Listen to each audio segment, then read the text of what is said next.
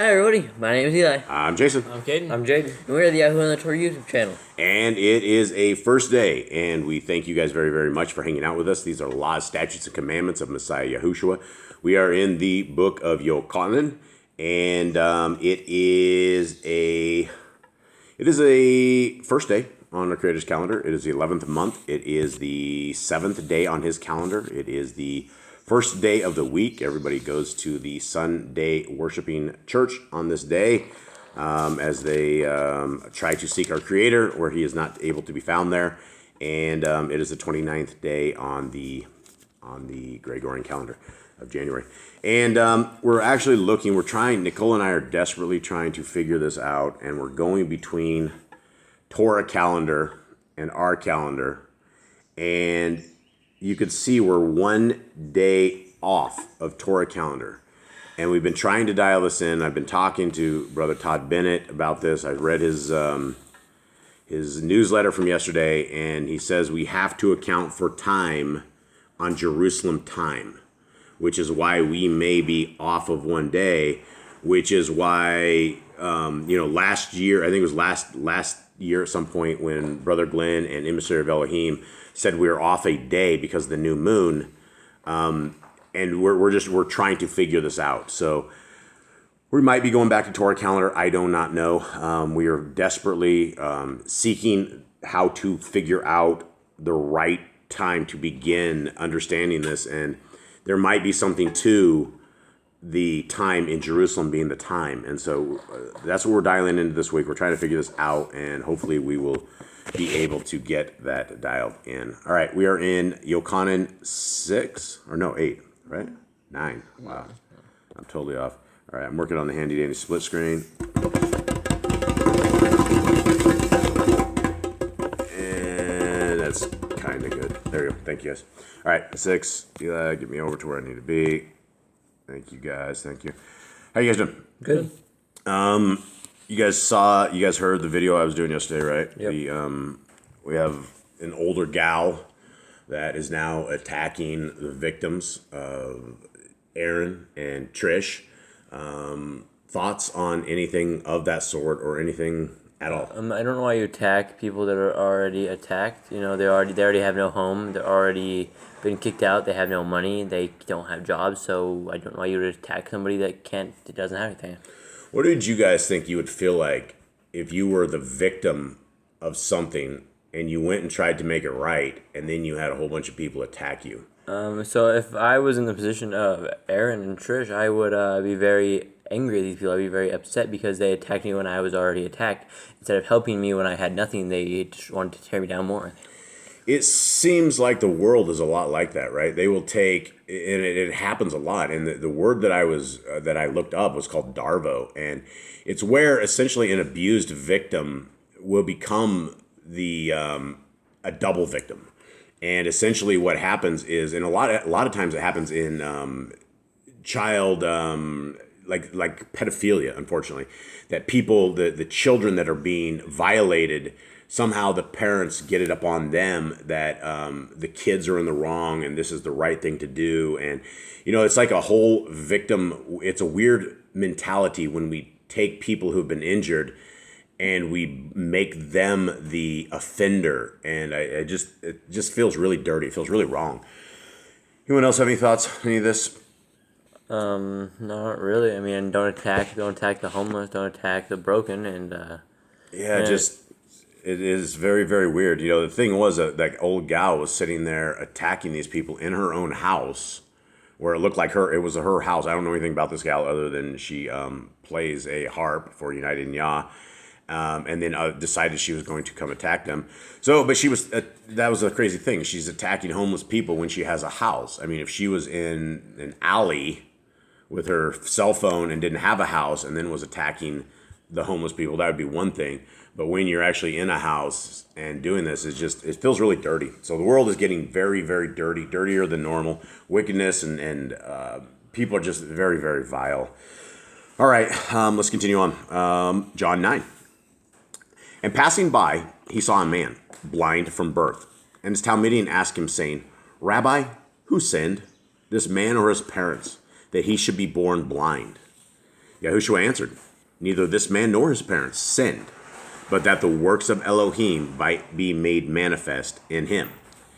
It is necessary for me to work the works of him who sent me while it is day. Night is coming, when no one is able to work. Thoughts on the first part of this, guys? So basically, I think this dude been blind for a reason. It wasn't even that anyone sinned, just so that the Messiah could show his power. So did this guy get used at a certain level? I mean, maybe. I mean, somebody would have been born blind at some point, but yeah, probably.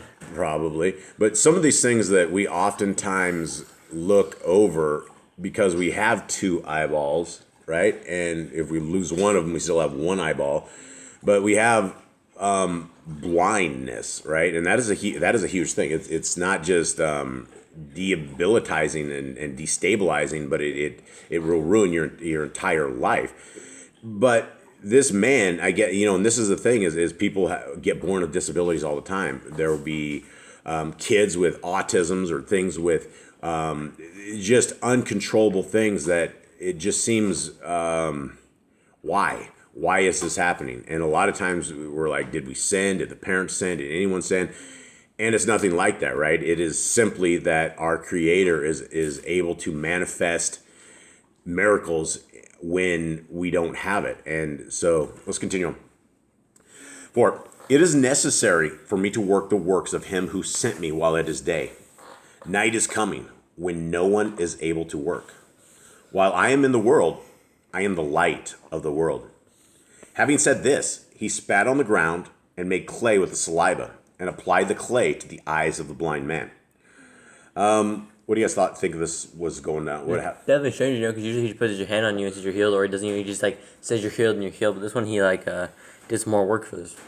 So to make clay, you're gonna have to have a lot of saliva, right? You're not gonna. I don't know if this was. I don't think you need too much to put on your eyes, so it would be a whole bunch. So let's next time in a pile of dirt, why don't you spit and see if you can make clay out of that? Just with one. I'm not trying to be vulgar or disgusting or anything like that. See what it takes to actually make clay, right? And maybe we'll come back to this. So try it today when you're out in the field.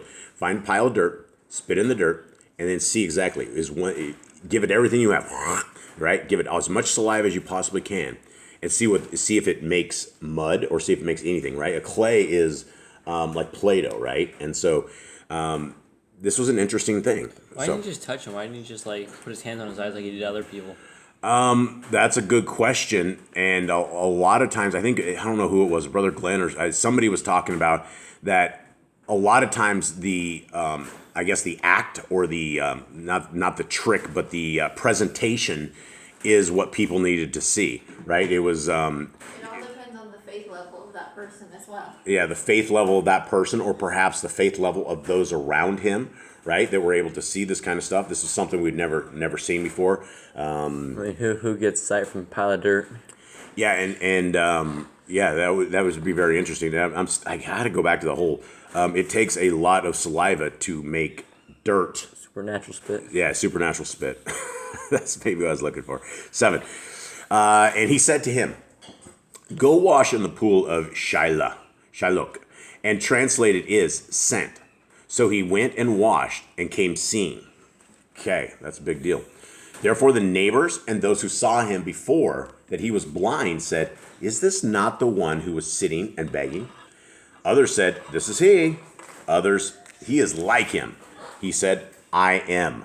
Okay, there's that "I am" again. Oh, no. This blind man, just say that he was our Creator, Yahuwah. Nope. Okay, we've talked about this before. That'd be so wild. Y'all might strike him down just he can see, and then lightning comes from the sky with that.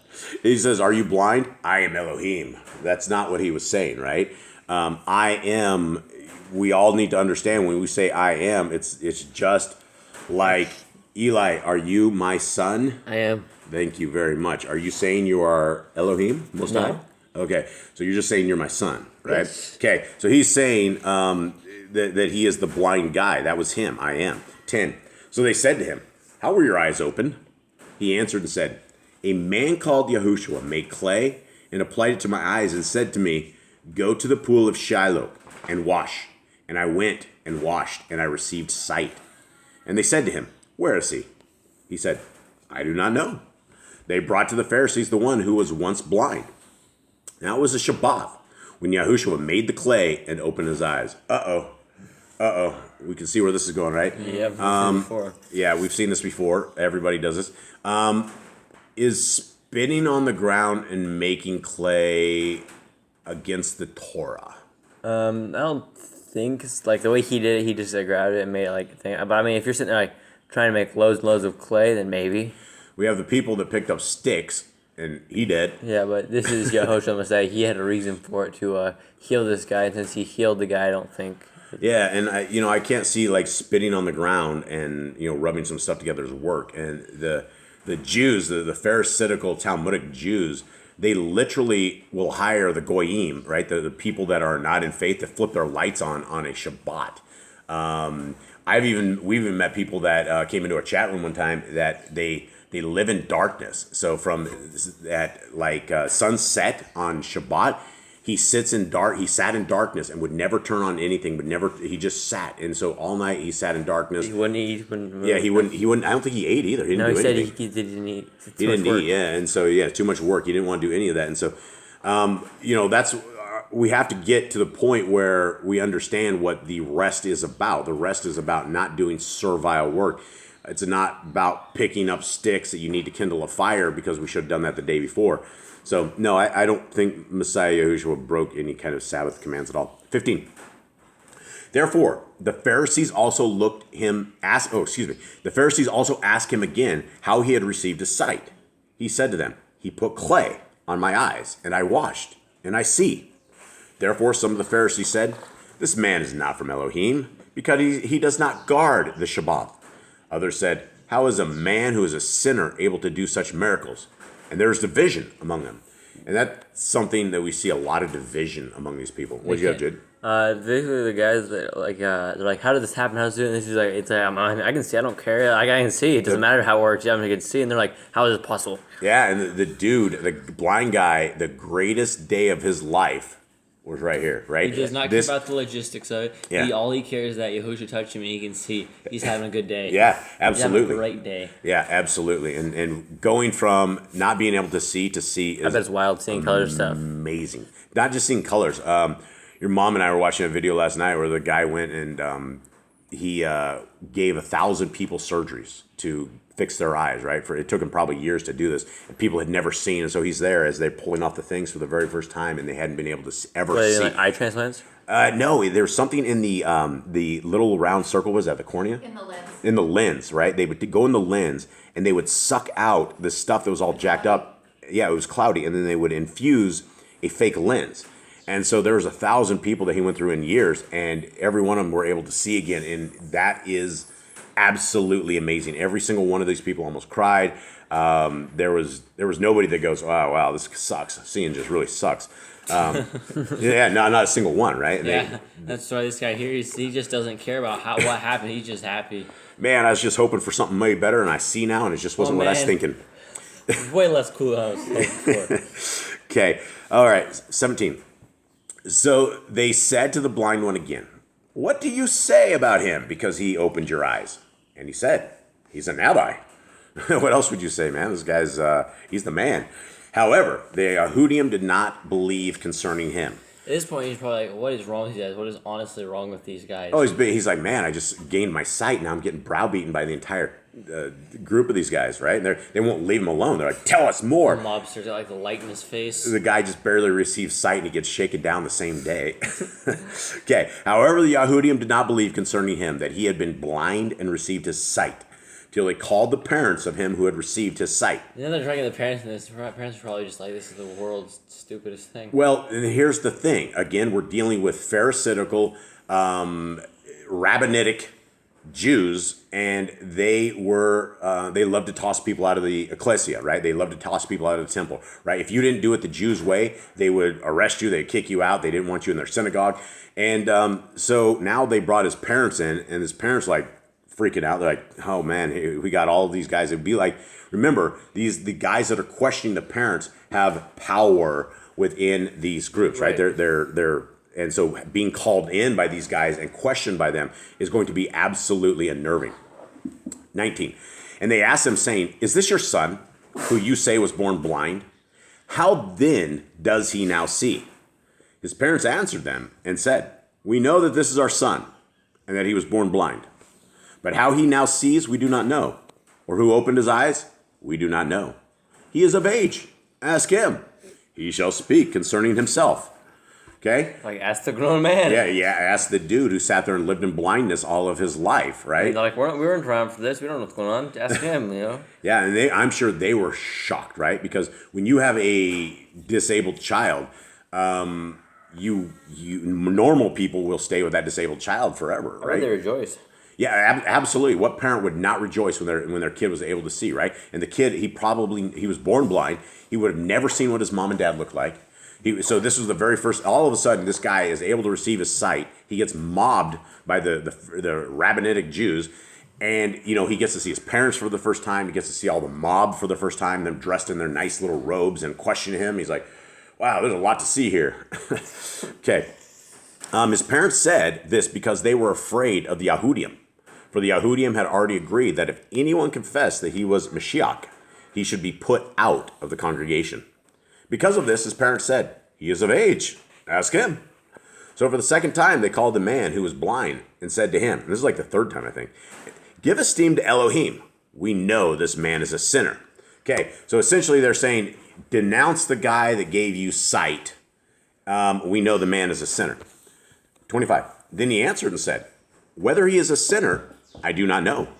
I only know that I was blind, and now I see. He's like, this is your problem. Deal with it. I'm happy. Yeah, I don't know what you want to convict this man of, other than I was blind and now I see. Isn't that's like an amazing verse right there, right? I do not know. I only know that I was blind, now I see. And for everybody who is in Torah, who has gotten in Torah, everybody who has found the Torah, that is what we all were. We were all blind, but now we can see. When we find out that the laws, statutes, and commands are the greatest thing outside of canned cheese, the Cheese Whiz.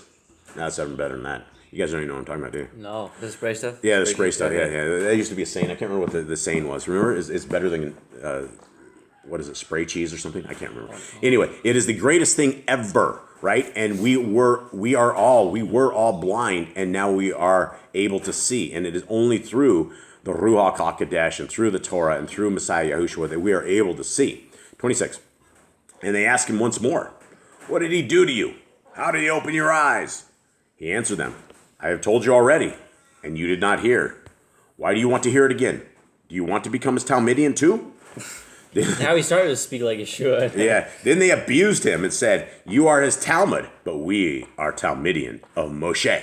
All right, so abused him. What do you guys think of this? Were it verbal abuse, or were they pushing the blind? Steph said reviled him. Reviled him? So they all sat there and hissed and Yeah, told me it's probably a demon that... These guys are always really towing the line with Yah every time. Yeah, and they thought they were... It's like the Pope, right? The Pope thinks he speaks for the Creator, and it's absolutely an antichrist. He's a demon. Okay. Yeah, so they basically said, we're the Talmudian of Moshe. Okay. 29. We know that Elohim has spoken to Moshe, but this one, we do not know where he is from. The man answered and said to them, why, this is a wonder. You do not know where he is from, yet he opened my eyes. So the old man, this blind guy, the old ex-blind guy, he wasn't taking this, right? He's seen enough. He knows these guys are terrible. Yeah. 31. And we know that Elohim does not hear sinners. But if anyone reveres Elohim and does his desire, he hears him. From of old, it has never been heard that anyone opened the eyes of one who was born blind. Yeah, we've never heard that, right? This is amazing.